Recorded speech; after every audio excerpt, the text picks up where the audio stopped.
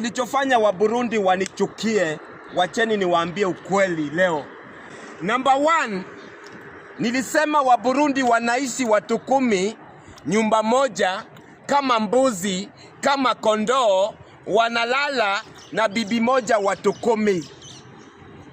Number 2, nikasema Mburundi anauza shamba Burundi, anakuja hapa Kenya, anaanza biashara ya kahawa, kangumu na jugu, kila kitu ni kumi.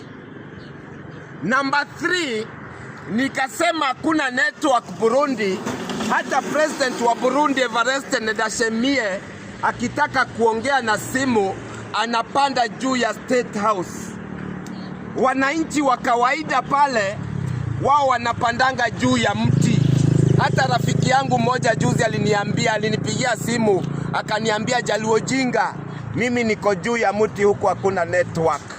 Number 4, Burundi mafuta hakuna.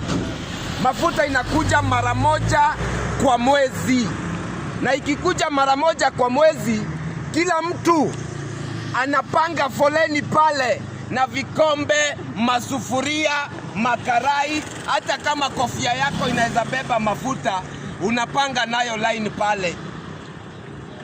Hata hiyo mafuta ikiisha, hata kama itaisha kesho yake, kila kitu inazima huko Burundi. Ikuwe ni gari ya president inazima, ya mwananchi inazima, mpaka ile siku mafuta itakuja tena. Mimi hakuna kitu, mimi nilisema hivyo tu. Kwa wenye wanasema mimi nimetusi wa Burundi, mimi sijatusi Mburundi umbwa, hakuna Mburundi nimetusi. Ni hayo machache tu niliongea, lakini naaminia ni ukweli, si uongo. Ni ukweli.